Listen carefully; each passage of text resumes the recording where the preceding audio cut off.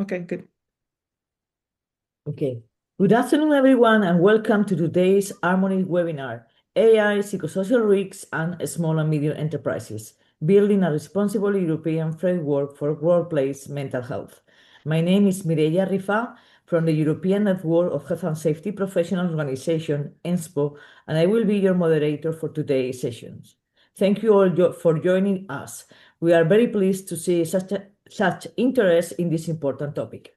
Today's webinar will explore the H.A.R.M.O.N.Y project is contributing to the European framework for workplace mental health, with a particular focus on psychosocial risks in small and medium enterprises, as well as the role of the artificial intelligence in supporting prevention and ethical solutions. During this 1 hour webinar, we will hear from several experts and project partners who will share key insights from Working Package 3, including an analysis of existing AI tools, identify gaps, and the development of a responsible AI model aligned with the European regulation such as GDPR or the AI Act. At the end of the presentation, we will have a Q&A session. So please feel free to submit your questions at any time using the question box. So begin with our speakers. I'm delighted to present Mrs. Liene Mauri from the Riga Stradins University, that he will make an introduction about a H.A.R.M.O.N.Y project. She will open the session providing the strategic context of the H.A.R.M.O.N.Y project and its role in addressing current European challenges in the workplace mental health. So, Liene, the floor is yours. Thank you, Mireia. And hello, everyone, and welcome to our second webinar of the project. And thank you very much for joining and your interest to follow our activities. So on behalf of the Riga Stradins University, who is a leading partner, let's say we call in this Erasmus project the coordinator of this project, I'm going to present and very shortly explain key aspects and also the key components of this ongoing project with the, I would say, with the beautiful title, abbreviation, H.A.R.M.O.N.Y, what stands for a healthy and resilient mindset with organized, nurturing digital tools for your mental health. Currently, we all know that the mental health is one of the very, let's say, hot and important topics in related to work environment, where we are switching from the traditional workplace hazards and workplace risks related to more to the safety and occupational diseases, and more to these diverse aspects of the mental health. And for this project, we can move forward with the next slides. We have set an objective together with our partners.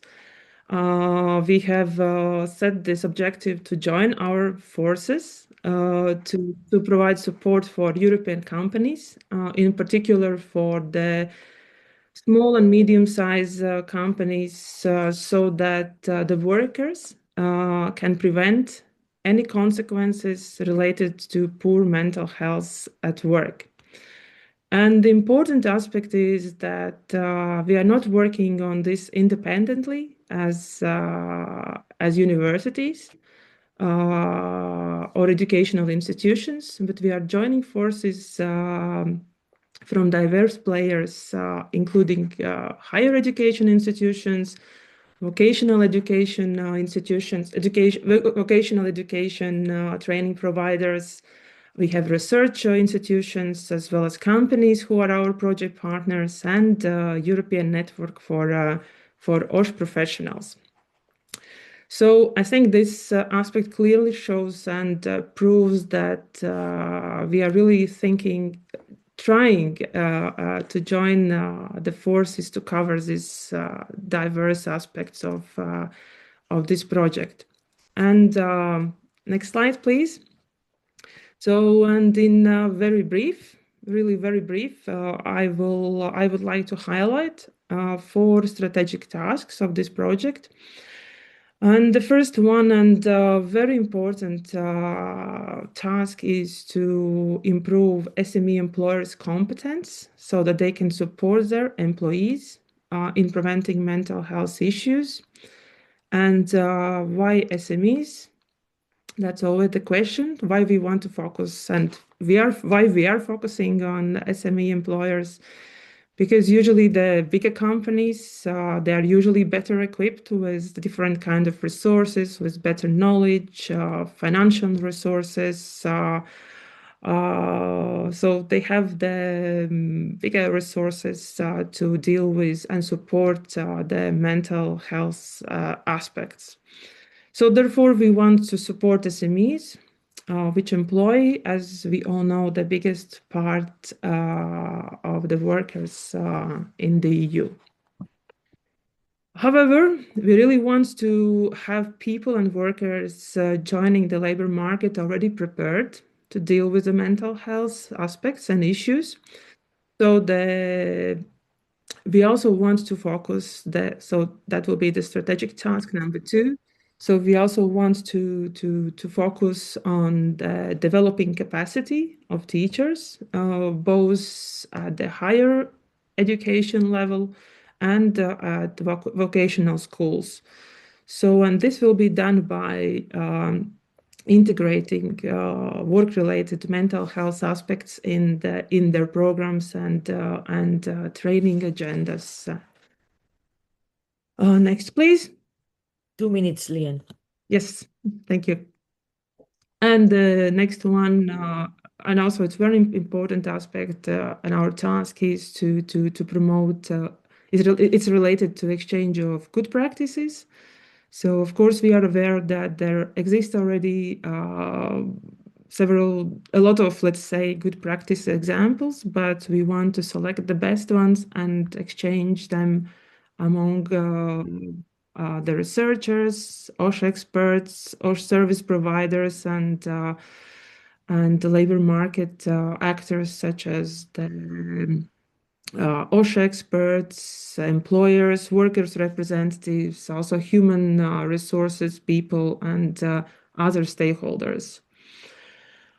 And the next one, but going in line with today's digital developments, development of different digital tools, one of the key parts of the project is investigation of how artificial intelligence and other digital tools can support employers and workers in this way for better mental health.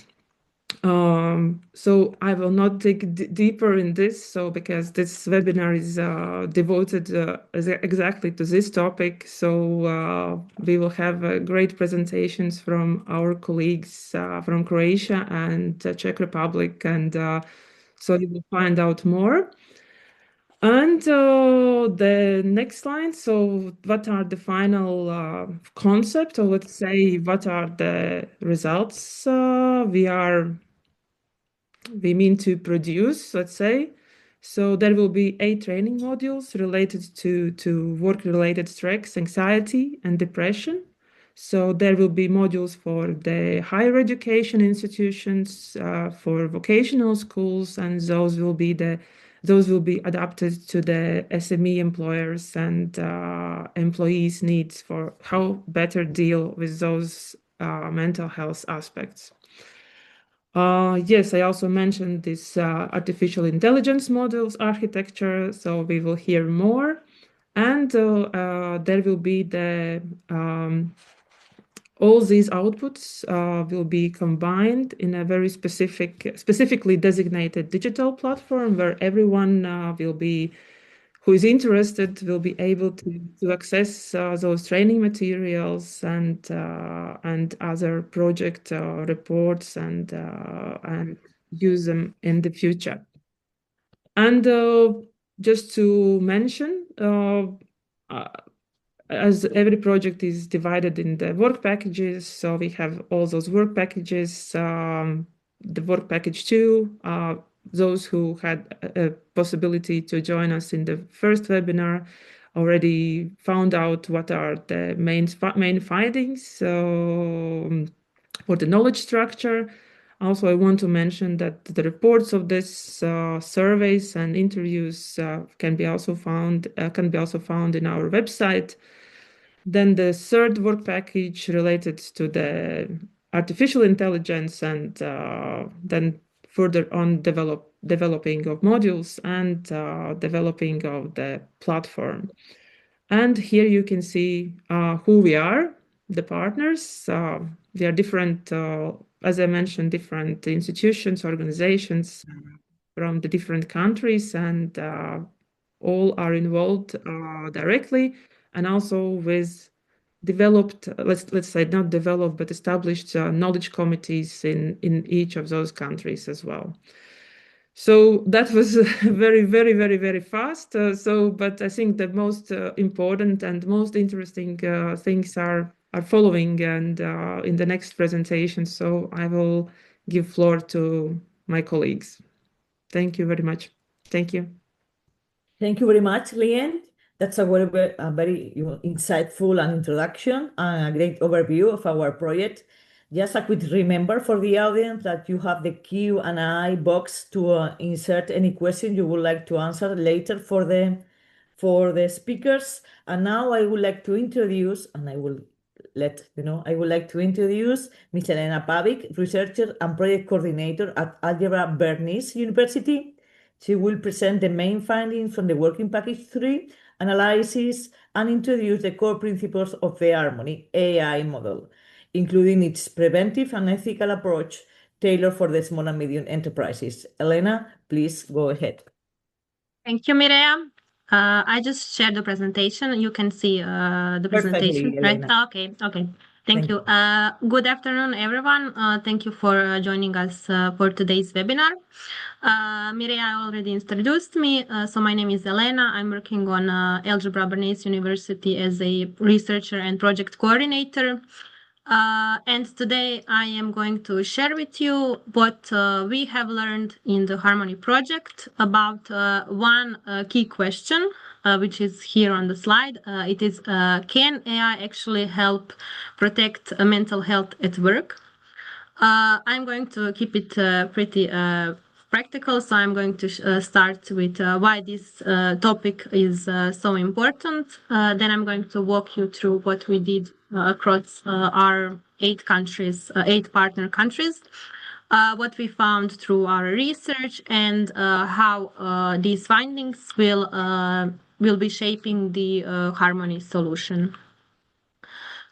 So first, starting off with what I believe most of us can already, or at least have sometimes felt, work can be stressful.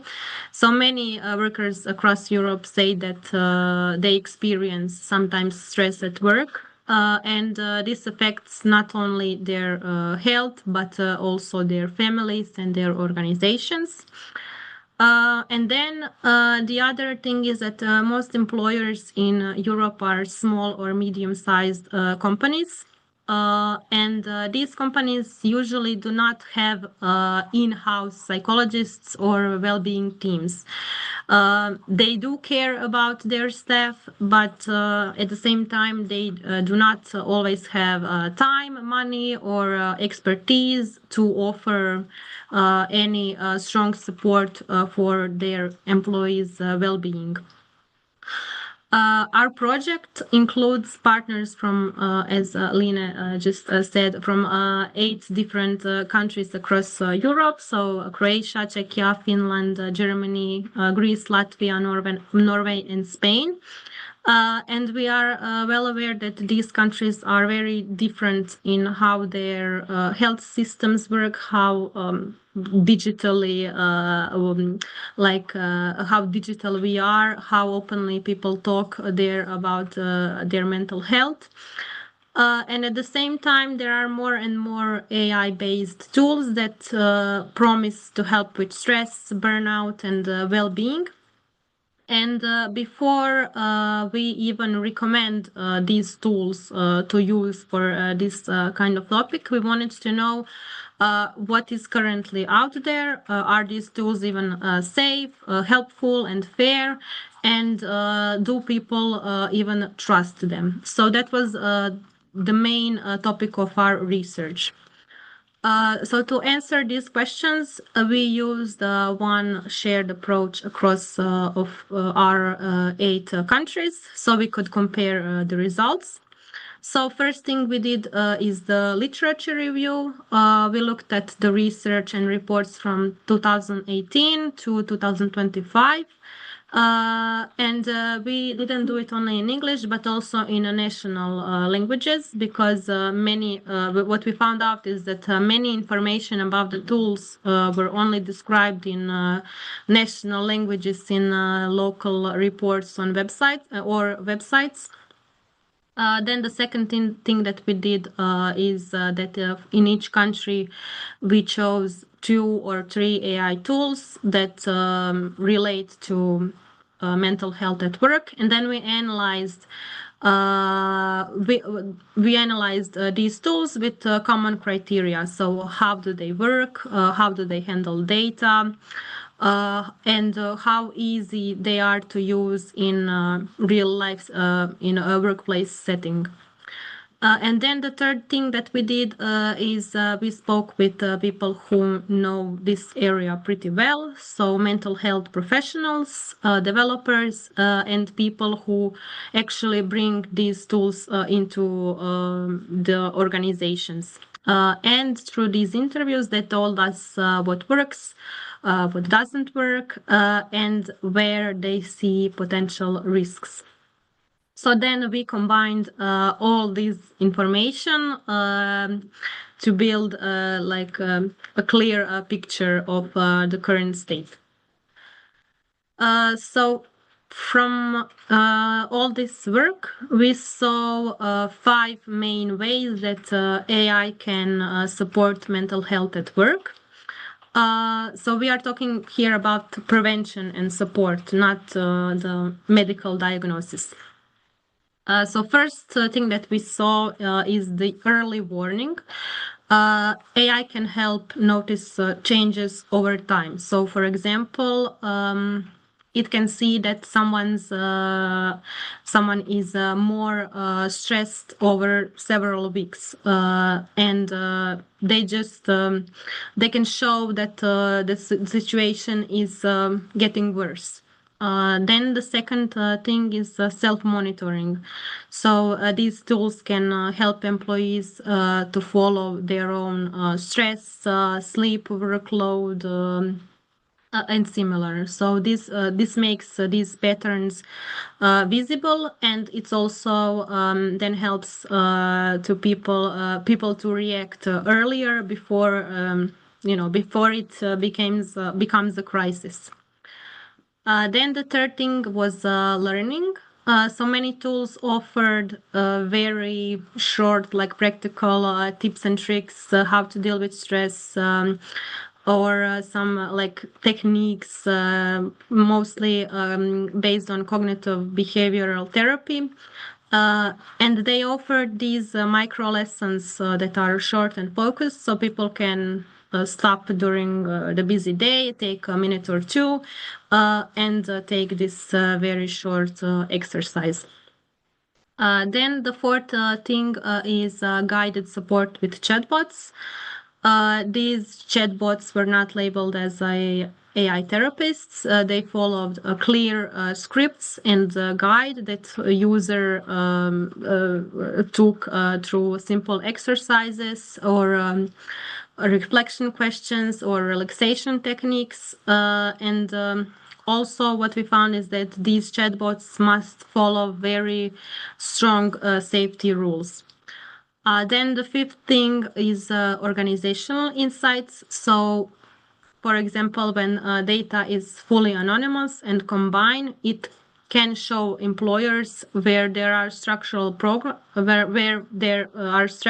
programs existing. For example, if there are teams in the company that are constantly under a lot of pressure or very high workload. And then this can potentially also motivate some positive changes in working conditions.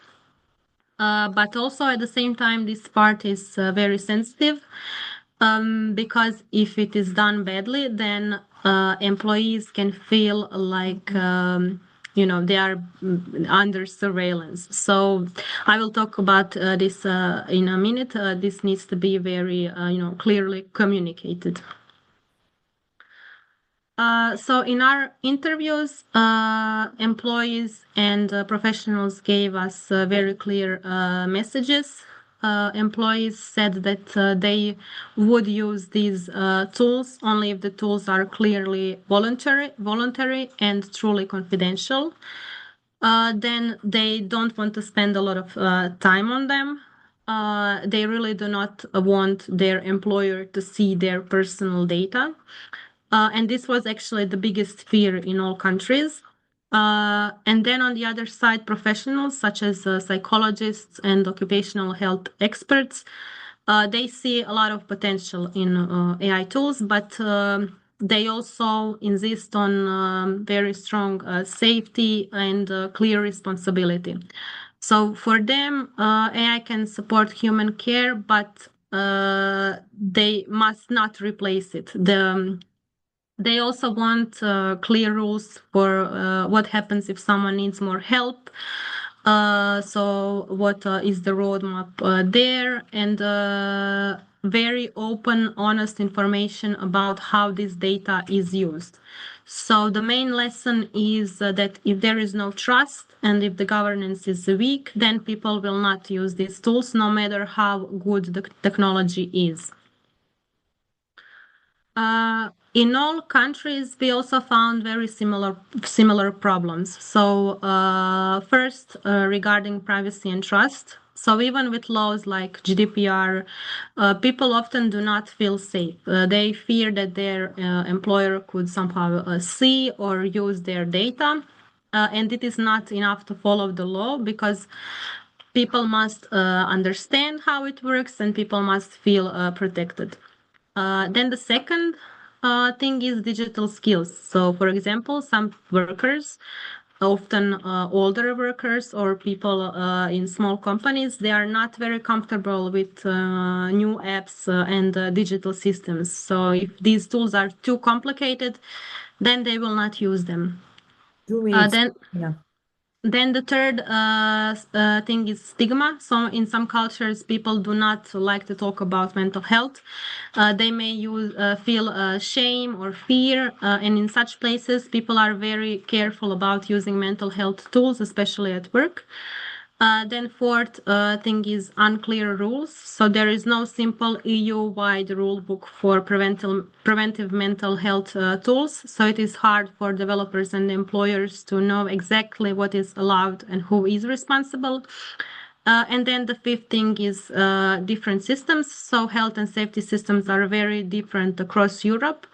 And the solution that fits well in one country may not fit at all in another, and that's why we cannot build this one size fits all system. When we looked closely at the existing AI tools, we saw several important gaps. So the evidence is often weak. Many tools say that they improve well-being, but there are not many strong independent studies that prove this. Then transparency is often poor because users do not always understand how it works, what the AI is doing, what data it uses. Then the governance is missing or it's vague. So in many tools, it is not clear what happens if the system notices something serious, who is informed, how fast. Then there is also risk of bias. So a tool trained mostly on data from one country or one group of users may not work well in other cultures. And finally, usability is a problem because many tools are designed for confident and digitally skilled users. And all these lessons are shaping what we are designing in the H.A.R.M.O.N.Y project. So first, we want to clearly say that H.A.R.M.O.N.Y will stay in the prevention space. Then we are designing AI model architecture where employees can control their own data. We will focus on clear explanations, how it works, the time taken to use these tools will be very low, so it's not a burden on employees. Then there will be a clear path to human help if in need of this kind of support. And also it will be modular, so it can adapt to different needs in these different countries. And also we will connect it with learning, so we can also offer links directly to training and resources that can really help the person or the organization.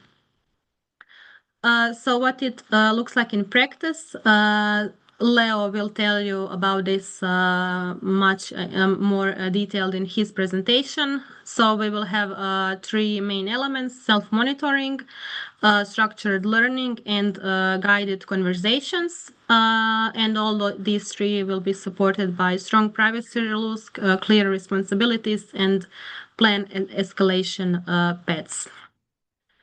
So to turn this into reality, we have several steps planned. So right now we are translating our research findings into technical requirements, working on the design of the architecture of the AI model.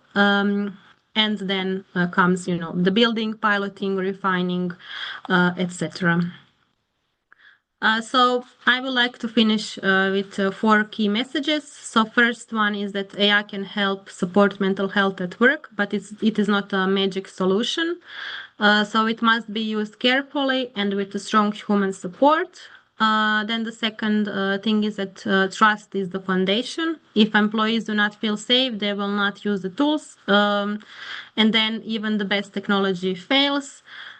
Flexibility is essential, so we know that we need solutions that can adapt to different cultures, laws, and company realities. And H.A.R.M.O.N.Y is all about prevention and support, so it helps people notice changes early and find help, but it does not replace doctors and therapists.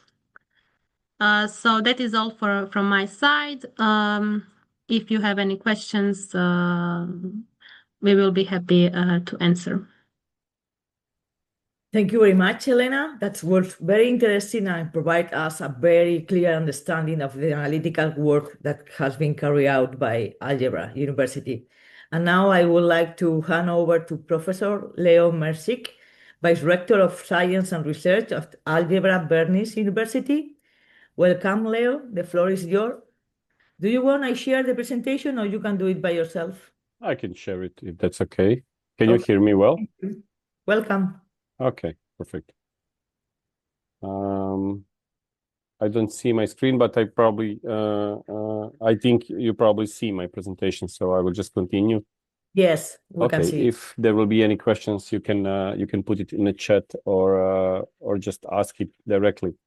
So from my side, as part of the work that was being done by Algebra University, but not only Algebra, because there are many people involved in the process, is trying to answer the question how AI and smart tools can support or are supporting mental health at work.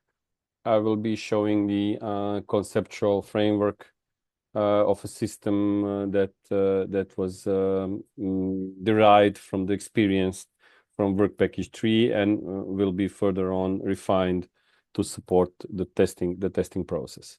So this is a short agenda of my presentation, showing you proposed AI architecture with the conceptual architectural layers and elements, which data will be considered, and how we expect this will be in the next weeks integrated within the H.A.R.M.O.N.Y project with the roadmap towards the implementation. During the Work Package 3, but also in bilateral conversation between the project partners and the stakeholders, we were trying to identify use cases where AI could really be put in perspective and could really benefit and provide additional value in the workplace mental health analysis.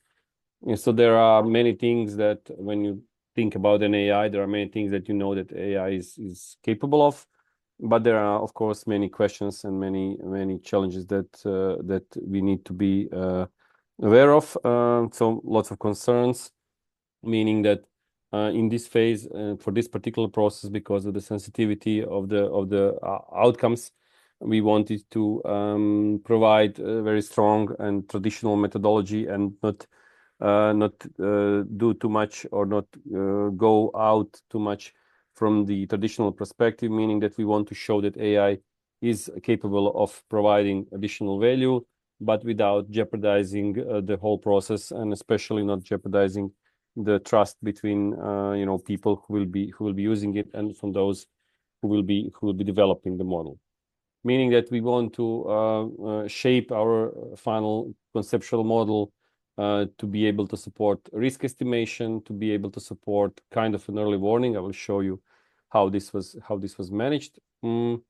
To help people to attend some kind of self-monitoring, traditional or relevant self-monitoring assessment tools, meaning that the person can attend the assessment and be aware of the result without any interference with the external people or systems, if the specific targeted person does not want to do it.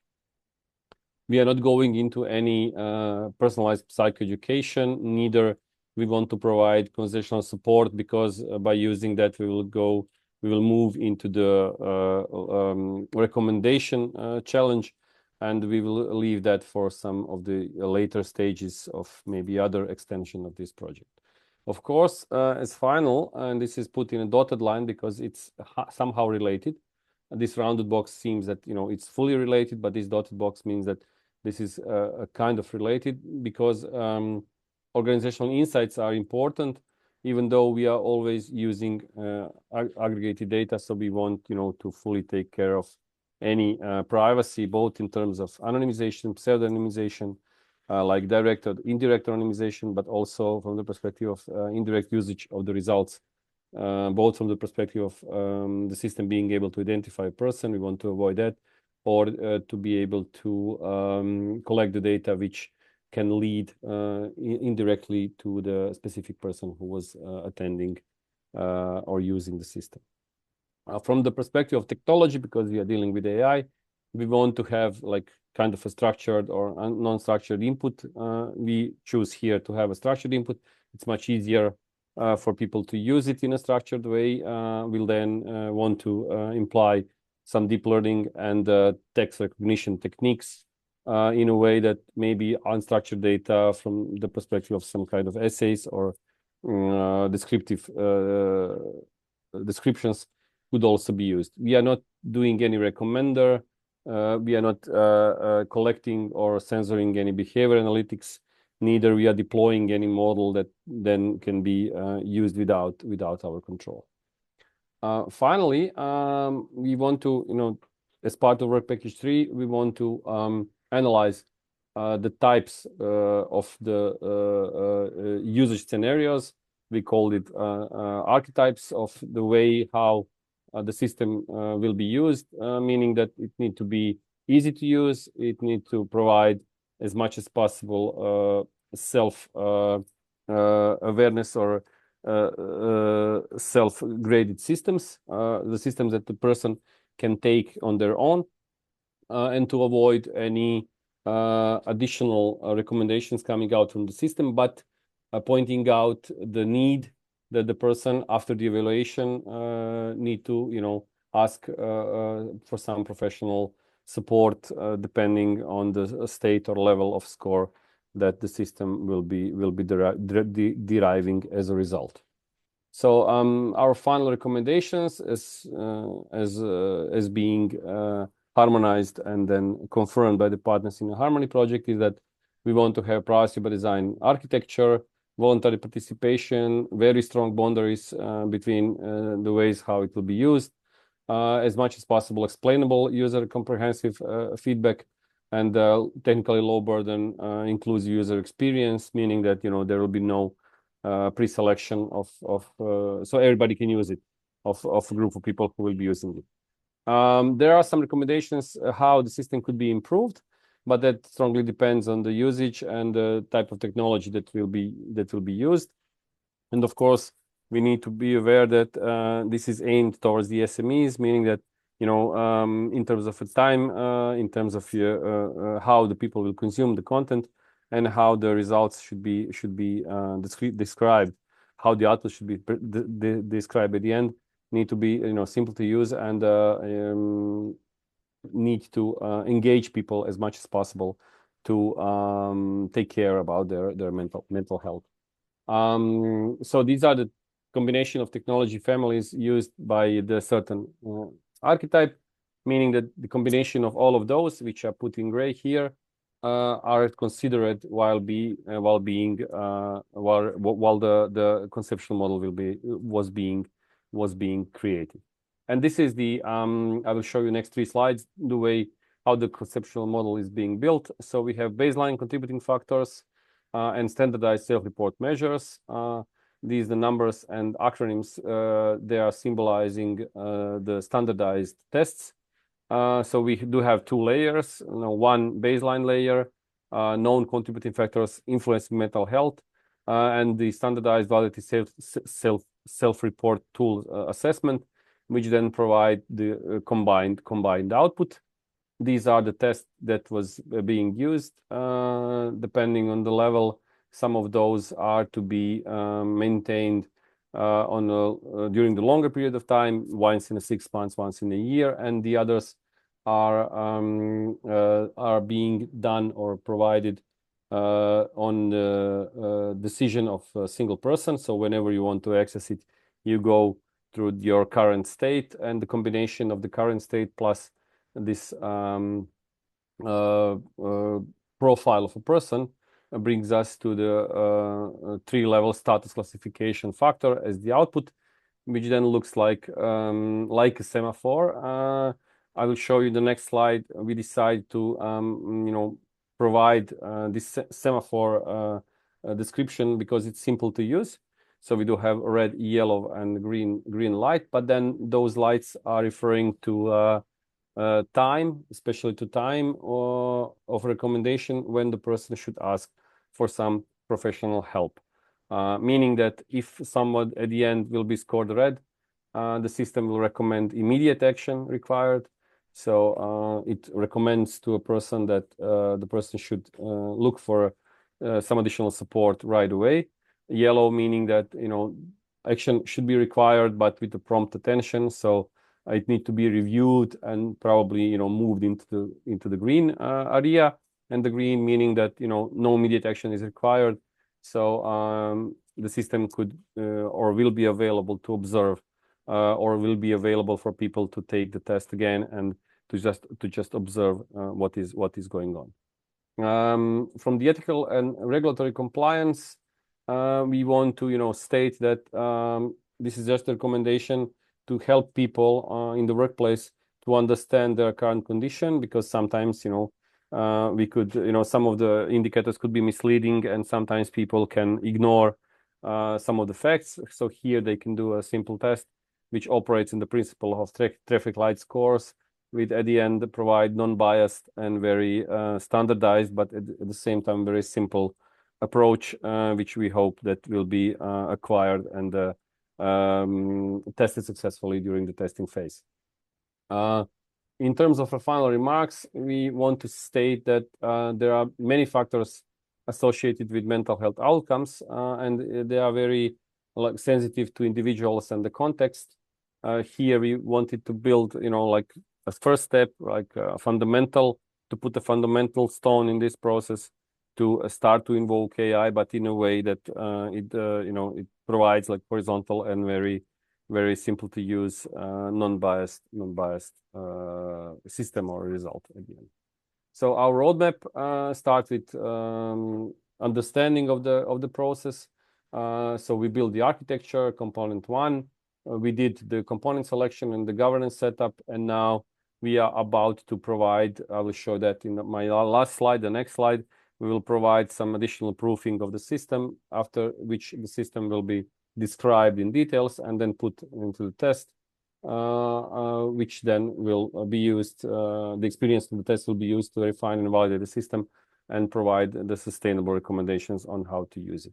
So our next steps are to prove the decision logic and validation metrics, meaning that we have like several indicators inside of the model. We want to reassess the pondering system, so how each of the indicators should be treated inside of the model, because for some of the things, for example, like history of medical record, this is something where you respond as yes, and for your life you have the same yes there. And from some other indicators, based on the current state, the level or the score, the level of urgency could be higher or not so high, meaning that we will provide some decision logic and validation metrics that will be used to additionally prove the final result of the outcome of the system. And frequency baseline, so how long we suggest the system or the scoring should be taken depending on the history and the scoring process. For example, if somebody will be like scored as red, so how soon, what is the recommended time? I put there like as soon as possible, but we will put some timings in it, and how often people will need to reassess themselves based on some common recommendations or industry practice or medical practice. So this is, from our side. Thank you very much for your attention. If there will be any questions, I'm here to answer it. I will now stop sharing my screen. So coming back to media. We don't hear you, so probably you are muted. Thank you so much. Yes, I was muted. Thank you very much, Leo. It was a very valuable contribution and highlighted very important practical implication. And thank you very much because you were on time. So really appreciate it. Lastly, but by no means least, I would like to introduce Ms. Lucy Stradins, public mental health researcher at the National Institute of Mental Health. And let me share the screen for her.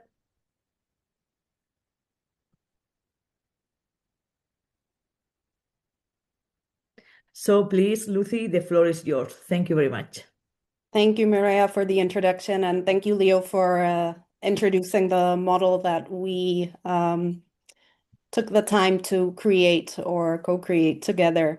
If you could go on the next slide, Mireia, I will just talk very briefly about sort of the background and the premises that we used in creating the recommendations for building this AI model architecture. So I will talk a little bit about the biopsychosocial model of mental health, how we looked into various physiological and behavioral signals and indicators that can be used to track mental health, how we got to the recommended model that Leo just presented, and sort of the reasoning for why we chose to go down this way, and talk a little bit about the output as well. So if we could go on to the next slide.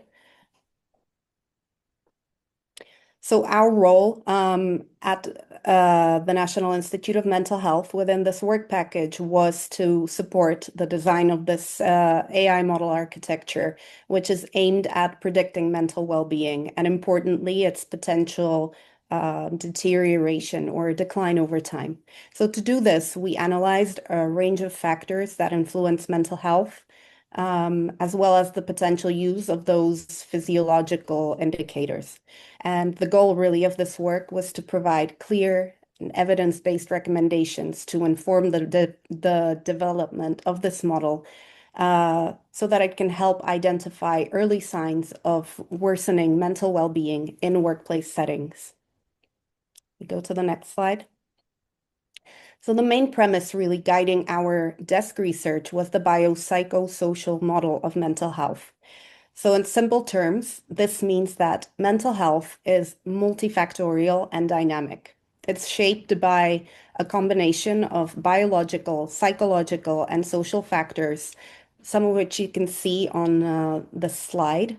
And the way these factors interact and how they interact is highly individual and often very difficult to predict. In addition to that, stress, anxiety, and depression, on which the H.A.R.M.O.N.Y project specifically focuses, are very strongly interconnected. So stress acts as this primary psychological and physiological response to external demands and often acts as a precursor to more severe conditions. At the same time, anxiety and depression frequently co-occur, and chronic stress and anxiety significantly increase the likelihood of developing mood disorders, such as depression. So when we were thinking about this AI model, we worked from the assumption that we need a combination of indicators rather than relying on any one single measure. You go to the next slide. So as I mentioned, we also explored various physiological indicators, such as heart rate variability and cortisol levels, among some of the others shown on this slide. And these essentially reflect how the body responds to stress. But we also found that there are several challenges when it comes to using them to predict mental health outcomes.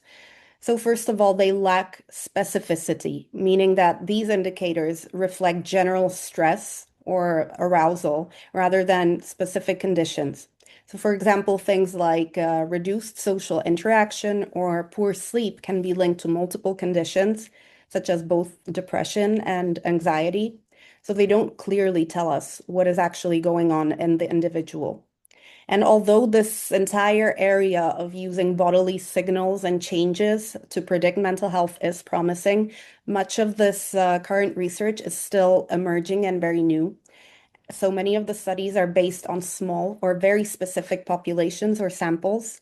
They use very different methodologies, and they often show inconsistent results. So it's difficult to generalize them to the broader population. In addition to that, there are very important ethical considerations, especially in workplace settings. So passive monitoring raises very significant privacy concerns. It involves high technical and data protection requirements and can introduce, let's say, accuracy issues without really offering an added benefit for the model at this stage. So for these reasons, we did not recommend including these indicators and signals within the AI model, or at least not for now at this stage. We go to the next slide. So building on what Leo had introduced earlier, we deliberately chose to focus on simplicity with this model. So specifically, we recommended using validated self-report tools, which is the GAD-7, Generalized Anxiety Disorder 7 for anxiety, PHQ-9, the Patient Health Questionnaire for measuring depression, and PSS, the Perceived Stress Scale for measuring stress. And using these as sort of the gold standard for tracking changes over time. Because these scales are internationally validated, they have very clearly defined threshold scores, and are widely used in both research and clinical settings. So at the same time, we take these and combine them with the biopsychosocial factors shown on this slide, which is genetics, gender, neuroticism, loneliness, and socioeconomic status, which act as sort of risk flags within the model, essentially indicating one's vulnerability to potential mental health difficulties over time. So together, these two components provide a more reliable and, most importantly, ethical way of building a picture of someone's mental well-being, and really enables the early identification of potential issues. And really, this whole approach is designed to be quick, low burden, and easy to use for the users, especially in the workplace context. We go to the next slide. So why did we really choose this approach? We primarily took into account the context that the model is designed for, which is the workplace. So in this setting, there really needs to be a delicate balance between the science or the scientific rigor behind it and the tool being practical, easy to use, fast, and low burden, and most of all, ethical. So that means ensuring full compliance with GDPR rules and the EU AI Act. Yet at the same time, this model goes beyond simple symptom tracking, not only using the scale scores, because it also takes into account the broader range of factors that can influence a person's mental well-being, and thereby giving us a more complete picture. Next slide, please. So as Leo introduced earlier, the model's output uses the simple traffic light system, the red, yellow, and green categories, whereby red indicates higher risk and green representing low risk. And the classification is based on the individual's combination of risk factors and the symptom severity. And the key idea here really is to keep the output clear and easy to understand rather than becoming overly technical and definitely not diagnostic in nature. And as was mentioned, what really differentiates these three categories is time. So individuals in higher risk categories are reassessed more frequently and are encouraged to take action, whether that's self-care routines or seeking professional support within a shorter time frame. So to sum up, mental health is very complex and no single factor or indicator is sufficient. And while the physiological data does show promise for the future, it is not yet practical for this particular context. And our proposed model instead focuses on validated and scalable self-report measures, which allow us to track changes over time and identify potential risk early, while at the same time staying transparent, practical, and ethical for use in the workplace. Well, that's all for me. Thank you very much. And I hand the floor back to Maria. Thank you very much, Lucy. Very nice to hear you, and thank you very much for all the speakers for this very interesting and useful presentations and highlights and inputs coming from the H.A.R.M.O.N.Y project. So I would like, because I cannot see really about the Q&A, but I would like to launch a question for the four of you, just a little bit more general, but related to AI and mental health, about how, considering the rapid development of AI tools, what do you see as the biggest challenge for small and medium enterprises in adopting these solutions responsibly while ensuring that the workers' mental well-being? I mean, what are the main challenges that the small and medium companies should face with the development of AI tools in the mental health perspective? You can answer whatever you want. We have only 5 minutes, so I would like to hear your overview. Liene, Elena, Leo, Lucy. Well, I can start. So what we believe in other applications of AI is that, dealing with data and being able to monitor the different kind of processes using data is now more available than ever. Now the question is what we will measure, what we will track down, and what we will be using with it. So I believe that with all this sensoring equipment, we could easily, identify certain situations which then can be used as for the educational purposes as an example of how something can be avoided, probably, some maybe unpleasant discussions or meetings, or maybe we can, this could be helpful for people to understand that there are approaching the process that could end probably with a high level of stress or something like that. And if we use those solutions for these like early stage adjustments in our behavior, not really just to face the consequences or to to do something with the results, but maybe, to be able to identify something very early in the process, meaning that, without any additional harm, we could maybe adjust our approach, no matter if it's communication or understanding or whatever could lead to a certain stress.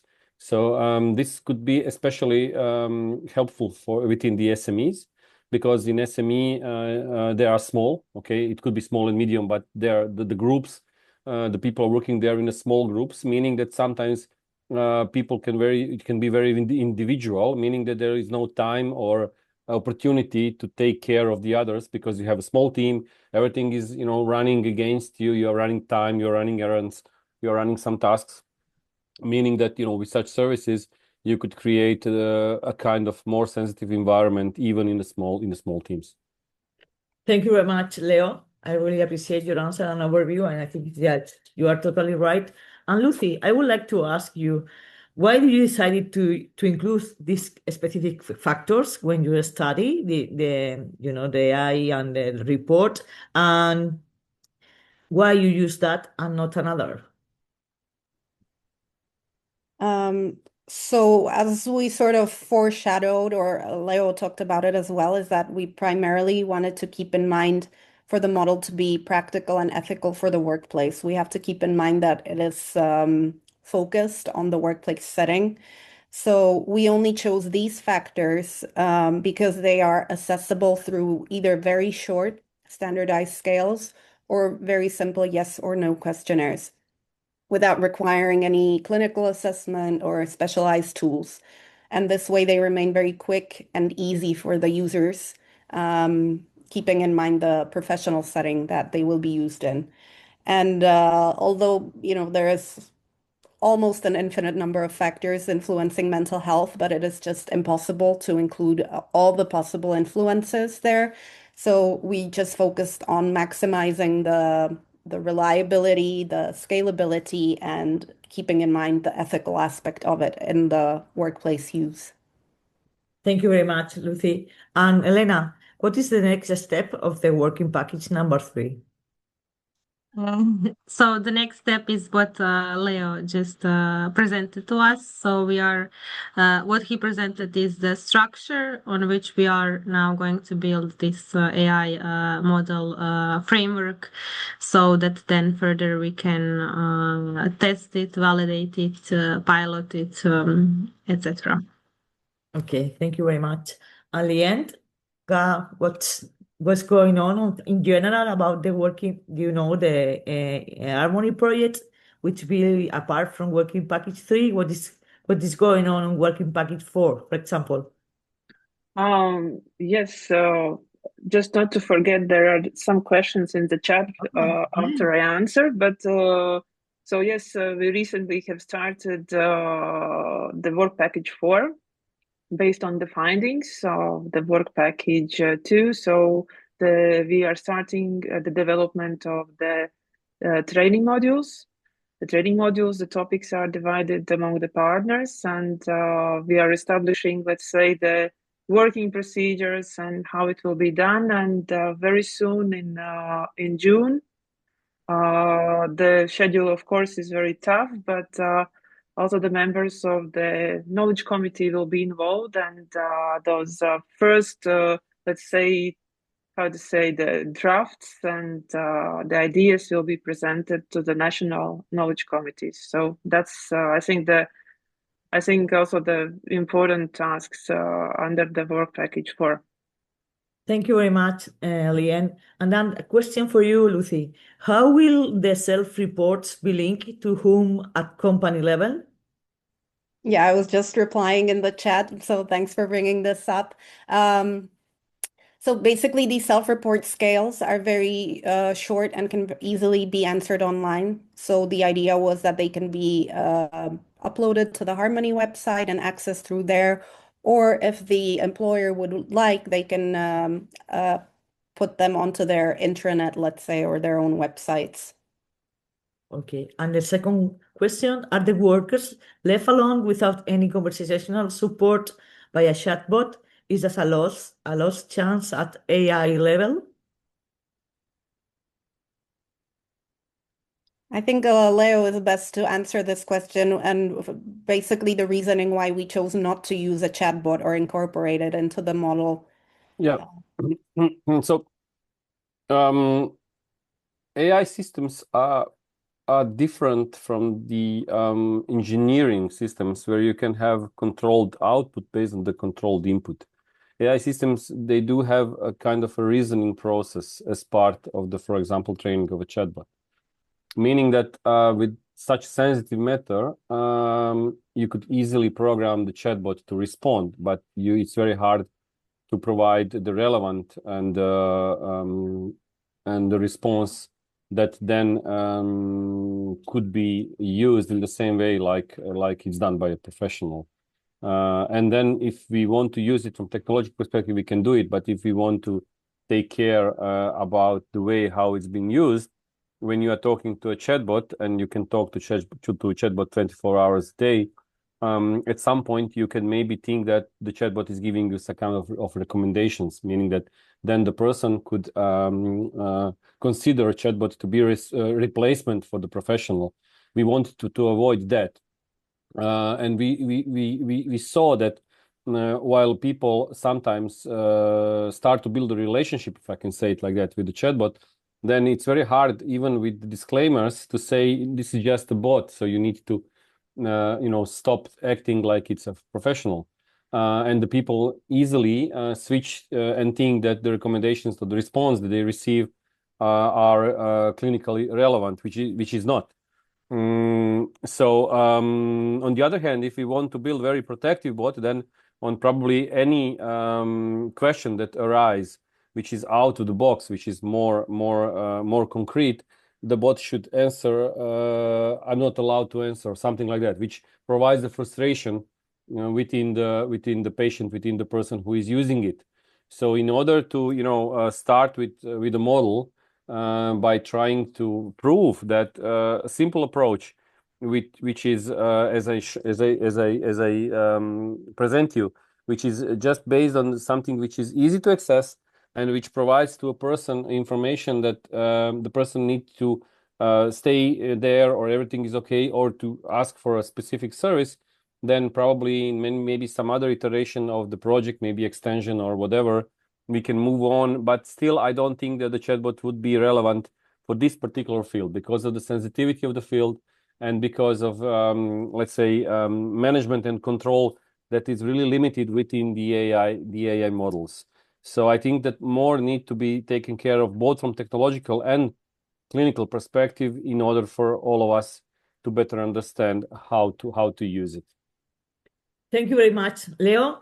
Thank you very much to all speakers. Thank you very much to the audience to be here. Please, we stay tuned for the next H.A.R.M.O.N.Y webinars. And please, thank you very much for coming here. And of course, use our social media accounts in Facebook, LinkedIn, and to use, to ask any question or to be updated about H.A.R.M.O.N.Y project. I wish you all a very good afternoon and see you soon. Bye.